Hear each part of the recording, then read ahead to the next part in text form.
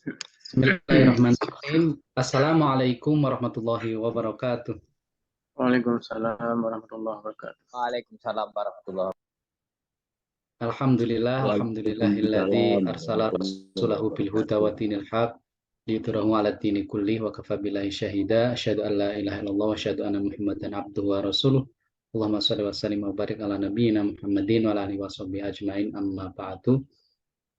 Yang terhormat dosen kita yang sangat luar biasa, dosen teknologi kinerja pasca sarjana Universitas Muhammadiyah Jakarta, Ibu Dr. Happy Indira Dewi, STMT. Yang kami hormati para panelis yang terdiri dari kelompok 1, 2, 3, dan 4, bedah buku teknologi kinerja. Yang kami hormati pula seluruh peserta diskusi kolaborasi teknologi kinerja pasca sarjana Universitas Muhammadiyah Jakarta.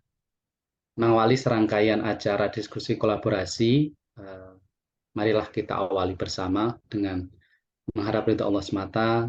Diskusi kolaborasi teknologi kinerja ini dengan membaca basmalah bersama-sama. Bismillahirrahmanirrahim.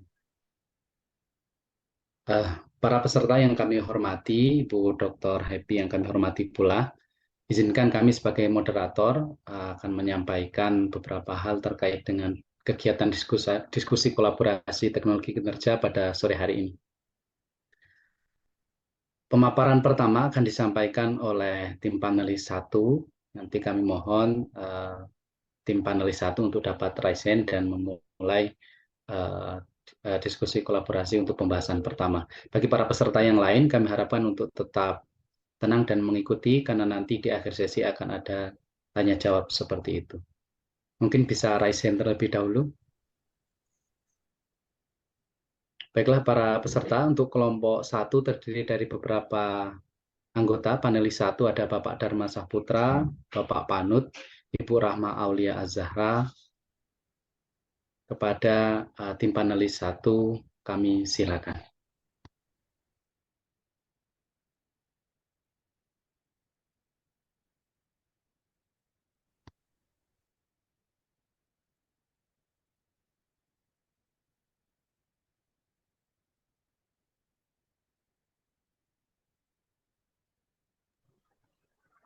Oke, terima kasih. Assalamualaikum warahmatullahi wabarakatuh. Waalaikumsalam warahmatullahi wabarakatuh. Yang sama-sama kita hormati, Ibu dosen, yaitu Ibu Dr. Happy Indira Dewi, STMT, sebagai dosen pengampu mata kuliah teknologi kinerja. Kemudian rekan-rekan mahasiswa MTP Universitas Muhammadiyah Jakarta yang berbahagia. Pada kesempatan sore hari ini kita akan melaksanakan diskusi, dan sebagai awalnya adalah kami dari kelompok 1.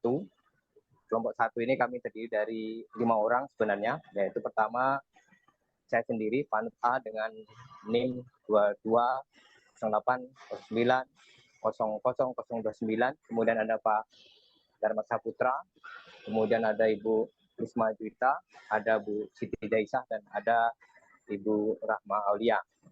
Mungkin pada kesempatan sore hari ini, pertama kami mohon maafkan yang untuk Ibu Risma Juwita karena beliau sedang kemalangan dengan berpulangnya karamatullah anak beliau, maka beliau mungkin tidak bisa aktif mengikuti kegiatan diskusi ini. Dan juga rekan-rekan, pada kesempatan sore hari ini mungkin kami kelompok 1 akan mengawali, dan sebagaimana dari petunjuk dari Ibu dosen yang pernah kami pahami, bahasanya untuk diskusi pemaparan diskusi ini kami tidak perlu lama-lama, artinya mungkin karena nanti berbagi waktu dengan rekan-rekan, dan juga karena akan ada tanggapan-tanggapan atau pertanyaan dari rekan-rekan yang lain. Jadi ini adalah map yang pernah kami sajikan pada awal, dan kami tidak akan membahas untuk main map yang ini sebagai awal apa ini, maka kami langsung mungkin pada slide yang berikutnya. Lanjut saja Pak Dharma, next dulu. Pak Dharma silakan. Ya, ini kemarin juga sudah kami jelaskan. Maka titik berat kami adalah pada slide yang berikutnya, yaitu slide yang ketiga. Silakan Pak Dharma. Slide yang ketiga. Nah, ini di sini akan dijelaskan tentang 2 tokoh utama yang situ tergambarkan dalam diagram. Yang pertama yang berbentuk lingkaran, yang kedua nanti yang berbentuk tentang segi empat. Yang pertama adalah Romy-Yoski, di mana Romy-Yoski ini telah mendefinisikan tentang teknologi kinerja atau instruksional teknologi. Itu merupakan suatu ilmu yang berdiri sendiri, yang kalau kita lihat dari diagram ini, gambarannya pertama adalah tentang performance teknologi. Itu adalah sesuatu awalnya pecahan dari instruksional teknologi, tapi setelah berdiri sebagai ilmu sendiri, ternyata cakupan dari performance teknologi atau teknologi kerja itu ternyata lebih luas dibandingkan instruksional teknologi. Jadi kalau kita lihat gambaran dari diagram ini, maka secara umum itu adalah yang pertama digambarkan, ilmu umumnya adalah tentang human resource development atau tentang sumber daya manusia. Kemudian baru lebih dipersempit lagi dengan performance teknologi atau tentang teknologi kerja. Kemudian dari bagian itu maka muncullah instruksional teknologi. Sebenarnya kalau dipikir-pikir lebih duluan muncul instruksional teknologi. Tapi mengapa performance teknologi ini cakupannya lebih luas? Karena instruksional teknologi masuk ke dalam bagian. Karena nanti ujung-ujung dari performance teknologi itu adalah tentang bagaimana pembelajaran ataupun pelatihan itu menjadi suatu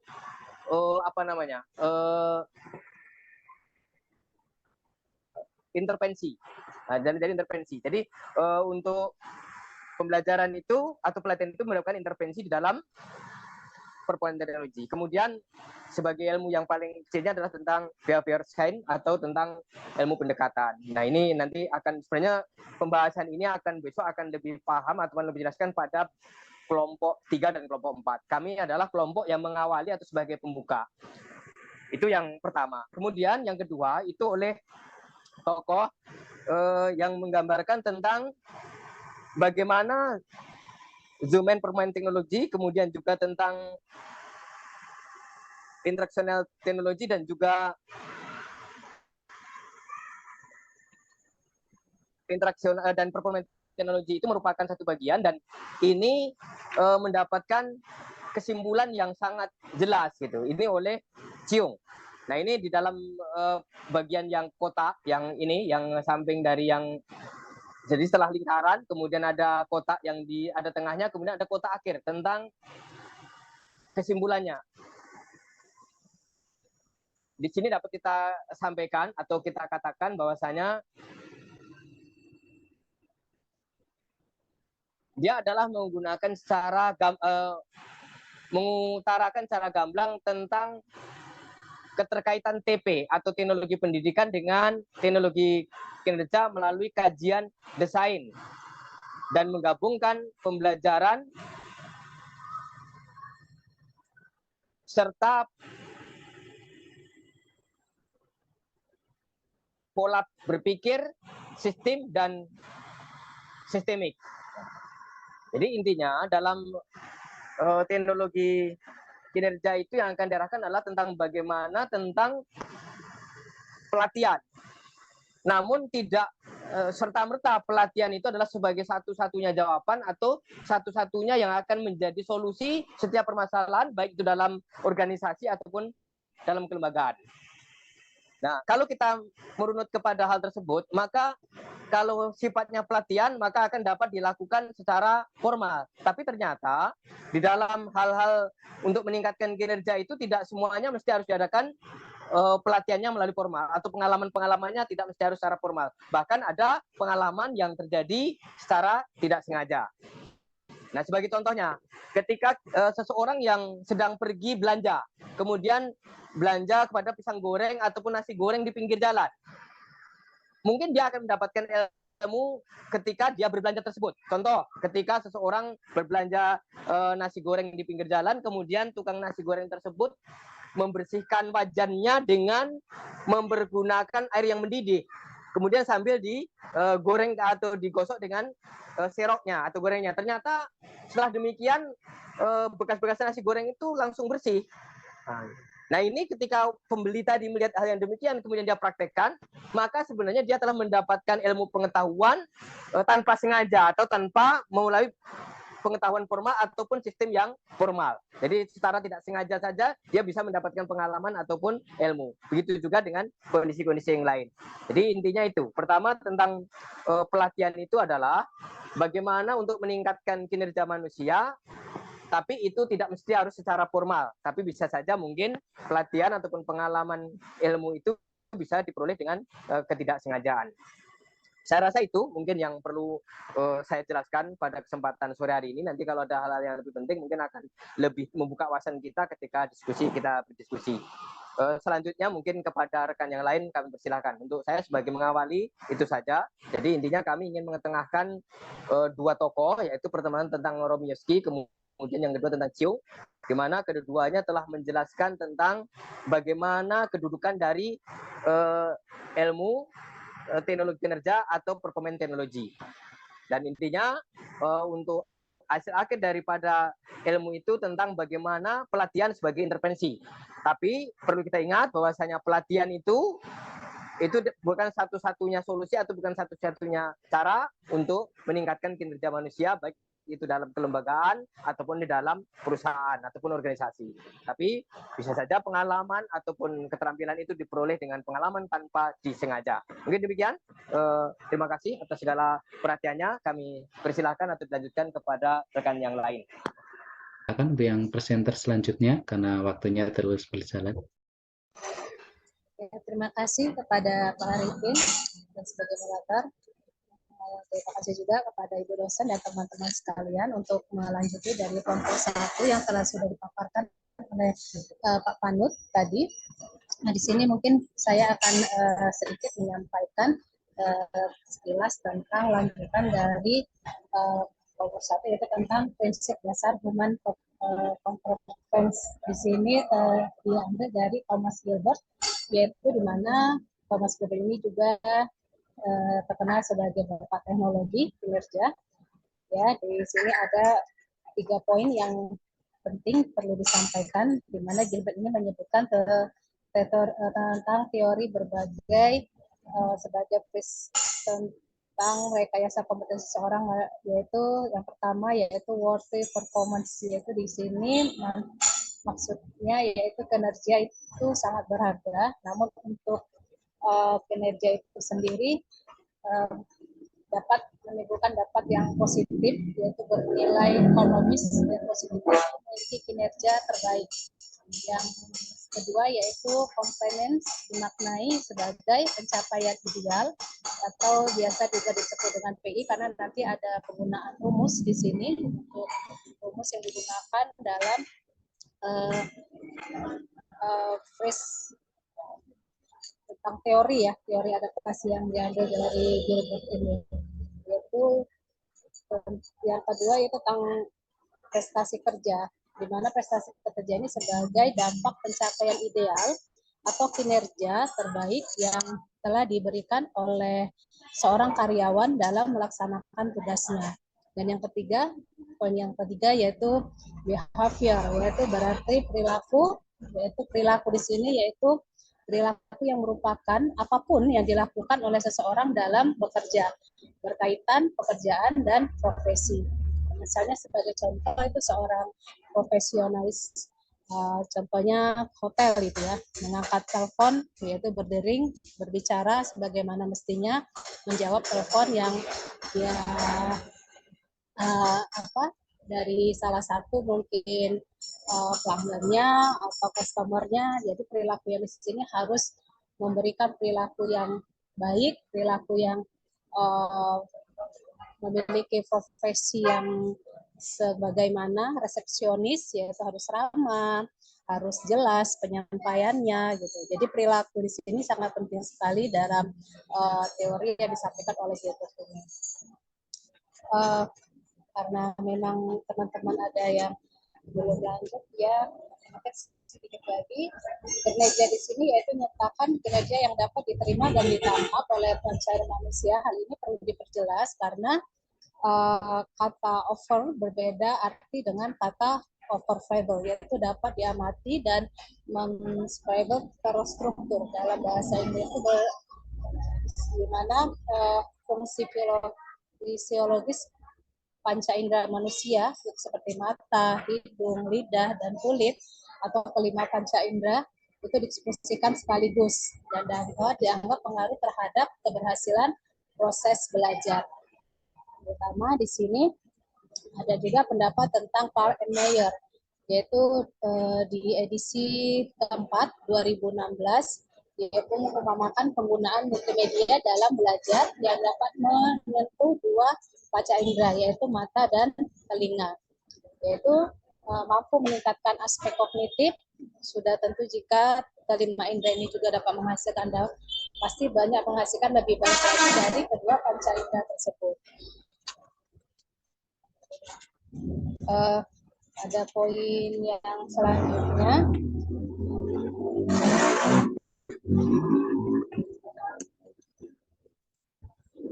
yaitu menurut Shadder, ya, bagaimana di sini perlu juga saya sampaikan selain dari tadi dari Gilbert ada Shadder, yaitu dalam kerangka berpikiran, yaitu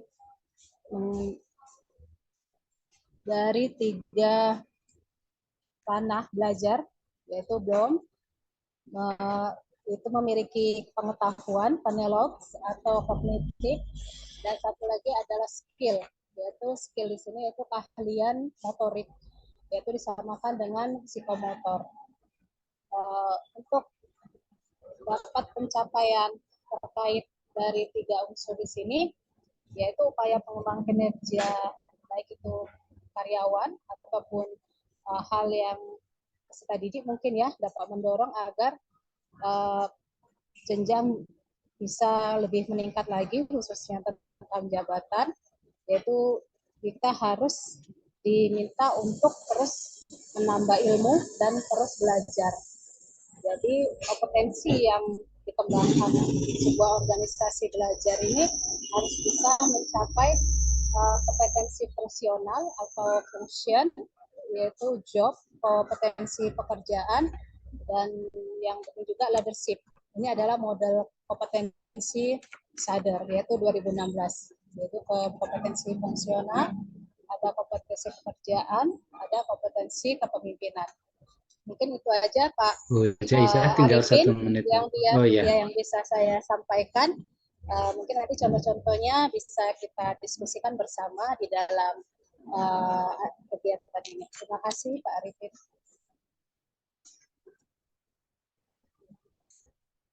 Siap, saya kembalikan kepada moderator Pak Arifin. Akan dilanjut masih di panelis 1 untuk langsung disambung saja Bapak Ibu. Pak. Baik. Ya, silakan dimulai. Terima kasih. Selanjutnya esensi definisi teknologi pendidikan dari ICT 2004. Dapat kita lihat bahwa teknologi pendidikan adalah studi dan praktik etis untuk memfasilitasi pembelajaran dan meningkatkan kinerja dengan menciptakan, menggunakan, dan mengelola proses dan sumber daya teknologi yang tepat. Kalau kita lihat pada skema definisi teknologi pendidikan, ya, di situ ada studi dan praktek, di mana ada 3 hal yang penting di sini, yaitu creating atau apa yang diciptakan, kemudian managing atau apa yang direncanakan atau dikelola, kemudian using, ada pengguna dan dari apa yang diciptakan. Kalau di sini, kalau saya implementasinya adalah di sekolah, itu apa yang diciptakan dari output untuk anak-anak didik. Kemudian ada penggunanya dari anak-anak didik, sama di SMK, dari berbagai jurusan. Baik itu jurusan listrik, sepeda motor, dan kemudian ada 2 kawasan dalam pendidikan, yaitu facilitating learning dan improving performance. Kemudian ini dicontohkan pada abad ke-20, itu dicontohkan memanfaatkan museum di Amerika Serikat, kemudian oleh James Devine menggunakan film bisu di sekolah. Yang ketiga, pengaruh teori belajar bioforensic. Yang semua ini adalah sebuah contoh dalam penerapan teknologi pendidikan. Kemudian pada teori pembelajaran,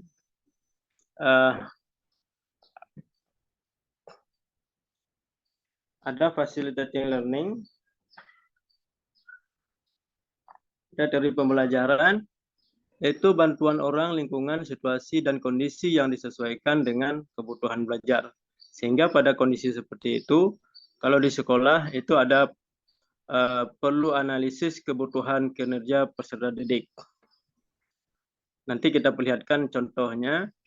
Kemudian dari analisis kebutuhan peserta didik, ada suatu intervensi seperti pelatihan, di mana pelatihan tersebut dilakukan untuk anak-anak didik. Selain anak didik, ada 3 hal yang penting yang menjadi perhatian teknologi pendidikan dalam rangka peningkatan kinerja di suatu organisasi. Yaitu yang pertama, peningkatan mutu proses belajar individu atau peserta didik, kemudian peningkatan mutu kinerja pengajar dan desainer. Yang ketiga, peningkatan mutu kinerja organisasi. Yang ketiga ini adalah sangat penting di dalam organisasi. Kalau saya contohkan di profesi saya sebagai guru di SMK, yaitu untuk peningkatan mutu proses belajar individu peserta didik, itu yang kami lakukan adalah yang pertama adanya penyelarasan kurikulum. Ini contoh penyelarasan kurikulum yang kami lakukan dari SMK dengan pihak DUDI, yaitu baik itu jurusan listrik, TKR, sepeda motor, komputer dan jaringan, dan lain-lain. Itu kita buat kerjasama dengan pihak perusahaan atau dunia usaha dan industri, sesuai dengan bidang kita masing-masing. Kemudian kita lakukan penyelarasan kurikulum, bahwa di perusahaan tersebut untuk siswa jurusan listrik apa saja yang dibutuhkan atau keterampilan apa saja yang dibutuhkan. Setelah ada titik temu menit lagi ya Pak. Ya, terima kasih. Setelah ada titik temu yang dibutuhkan oleh dunia industri, baru kita buat kurikulum tersebut di sekolah. Kemudian untuk ini sebagai contoh peningkatan mutu individu peserta didik. Ada kita buat pelatihan, ada juga pelatihan yang dibuat oleh Dinas Pendidikan untuk peserta didik. Kemudian ada juga seperti praktek kerja lapangan atau praktek kerja di dunia usaha dan industri. Kemudian untuk peningkatan mutu kinerja pengajar, itu banyak dilakukan pelatihan-pelatihan untuk guru dalam meningkatkan kinerja guru masing-masing sesuai dengan bidangnya, baik itu teknik atau jurusan-jurusan yang lain. Untuk peningkatan mutu kinerja organisasi, itu ada pelatihan kurikulum, kemudian juga dilakukan pelatihan peningkatan manajemen mutu internal. Selanjutnya juga ada pelatihan yang dilakukan untuk peningkatan akreditasi di dalam suatu organisasi. Dan itu semua penting dilakukan dalam rangka untuk peningkatan mutu kinerja dari organisasi, terkhususnya seperti kami di SMK Negeri 1 Aceh Barat Daya. Saya kira itu sebagai contoh penerapan dalam lingkungan sekolah, baik itu peningkatan mutu organisasi, peningkatan mutu guru, ataupun peningkatan kompetensi dari siswa-siswi SMK Negeri 1 Aceh Barat Daya. Terima kasih, Pak Arifin. Selanjutnya Ibu Rahmah.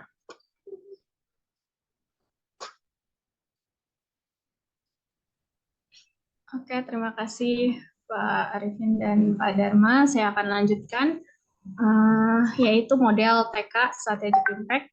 Model TK ini diusulkan oleh Molenda dan Persing, yaitu untuk mencari kesejajaran strategis dalam kesenjangan kinerja. Dari mana? Dimulai dari ketersediaan perencanaan strategi suatu organisasi, di mana ahli TK ini mempunyai pola kerja yang sama dengan ahli TP, tapi ada batasan konteks pada ahli TP, yaitu hanya sekadar belajar dan membelajarkan, dan menciptakan situasi belajar untuk mencapai prestasi kerja karyawan. Nah, dalam uraian Persing 2006 itu dikatakan the study and ethical practice of improving productivity in organizations by designing and developing effective interventions that are result-oriented, comprehensive, and systemic. Nah, di sini ada kata-kata productivity. Productivity ini adalah tingkat kemampuan organisasi untuk berkembang dan mencapai prestasi dengan merujuk pada rumusan capaian hasil. Jadi dilihat apa itu hasilnya dari produktivitas ini sendiri, itu bagaimana cara peningkatannya gitu, solusi-solusi yang bisa dilakukan oleh sebuah organisasi, yaitu ada beberapa poin. Yang pertama ada pelatihan, manajemen pengetahuan, motivasi dalam bekerja, panduan kerja, rotasi penugasan, peningkatan kesejahteraan, adanya penyediaan teknologi, lalu adanya kenyamanan situasi dalam bekerja. Nah, ini tercermin dalam bagian model strategic impact, di mana bagian ini membahas tentang perencanaan strategis yang menganalisis kinerja kenapa bisa menyebabkan kinerja karyawan itu menurun. Nah, aspek yang dikaji itu ada kemampuan diri karyawan, keahlian, lalu lingkungan bekerja, perangkat kerja, pendukung kognitif, insentif atau penggajian, lalu ada sistem organisasi. Nah, ini ada sisi kanan dan sisi kiri. Sisi kanan ini adalah solusi untuk yang melakukan pembelajaran seperti pelatihan dan pelatihan untuk perbaikan keahlian dan pengetahuan karyawan. Nah, di sisi kiri ini itu adalah solusi untuk yang non pembelajaran seperti perbaikan gaji, lingkungan kerja, pengadaan alat dan sebagainya. Boleh dilanjut, Pak Dharma. Nah, ini contohnya dari salah tiga dari solusi peningkatan produktivitas organisasi. Ada pelatihan dalam organisasi, dalam hal ini dalam sekolah ya, organisasi sekolah. Lalu ada peningkatan kesejahteraan seperti evaluasi bulanan, terus penaikan gaji gitu, dan kenyamanan situasi dalam bekerja. Boleh dilanjut, Pak? Nah, lanjut tentang pemaknaan transfer of training. Nah, ini juga masih dibahas oleh Molen dan Persing, yaitu tentang pentingnya. Kenapa? Karena adanya kebermanfaatan dari pelatihan itu sendiri yang diterapkan dalam pekerjaan. Karena pendekatan pelatihan yang dilakukan itu tidak sama dengan pembelajaran di sekolah. Karena kenapa? Karena orang-orang yang mengikuti pelatihan itu sudah dewasa. Artinya mereka sudah memiliki harga diri dan self-esteem. Mereka sudah menjadi seorang punya tanggung jawab gitu.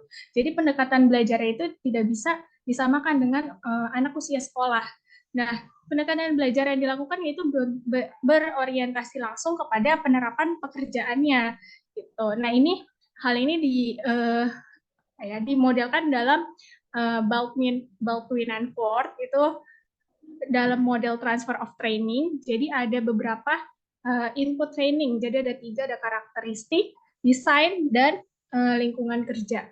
Jadi yang pertama ada faktor-faktor karakteristik dari peserta pelatihan, yaitu adanya kemampuan kognitif, terus apalagi motivasi, dan lain-lain. Itu ada tertera ya. Terus yang disebutkan adalah training design. Training design ini akan menentukan juga bagaimana pelatihan itu terjadi gitu, dampaknya nanti untuk lingkungan pekerjaan. Jadi training design yang dibahas ada 3, ada behavioral modeling, error management, dan realistic training environment. Nah, menurut Grossman and Salas 2011 ini desain ini tuh bisa berdampak pada peningkatan kemampuan pasca pelatihan secara langsung maupun tidak langsung. Tadi dilihat dari sifat, kondisi, dan karakteristik peserta pelatihan itu sendiri. Nah, hal ini bisa menyebabkan adanya peningkatan kinerja yang menjadi acuan untuk mendesain pelatihan agar tepat sasaran. Nah, pelatihan tadi yang desain training ini, penjelasannya itu pelatihan behavioral modeling, yaitu pelatihan yang menimbulkan model atau contoh. Jadi dihadirkan seorang tokoh gitu. Tokohnya itu disebut dengan master performer. Nah, pelatihan realistic training environment itu sama dengan on the job training. Jadi mirip dengan lingkungan kerja yang sebenarnya. Nah, pelatihan error management ini adalah pelatihan yang memberikan kesempatan kepada peserta untuk berbuat salah. Ini tuh dilengkapi dengan panduan perbaikan kesalahan itu sendiri. Untuk contohnya, silakan di next slide, Pak Dharma. Ya, ini adalah contoh dari pelatihan realistic training management atau on the job training, jadi seperti workshop, coaching, jadi pelatihan seperti guru mengajar itu kan ada contohnya gitu. Nah, kalau behavioral modeling itu tokoh masyarakat atau yang mempunyai perilaku yang baik yang bisa yang bisa diambil sebuah pelajaran hidupnya gitu, biar kita bisa menuju pada tujuan tertentu, itu adalah behavioral modeling. Nah, pelatihan error management biasanya banyak dilakukan di perusahaan-perusahaan yang outdoor, kayak kalau misalkan mereka melakukan kesalahan seperti apa, itu nanti ada penyelesaiannya tertentu gitu. Jadi ada pelatihan keselamatan kerja gitu, rata-rata seperti itu. Mungkin itu saja contohnya yang bisa saya sampaikan. Kira untuk panelis 1 sudah selesai pemaparan, Ji? Oke, sudah Pak. Baik. Baik, para peserta seminar diskusi kolaborasi teknologi kinerja, masih ada waktu beberapa menit. Silakan kami persilakan untuk penanya yang ingin mengajukan pertanyaan. Untuk sesi pertama akan ada 2 penanya. Silakan sampaikan pertanyaan secara singkat dan jelas. Di kolaborasi ini dan akan kita lanjutkan pada sesi yang berikutnya.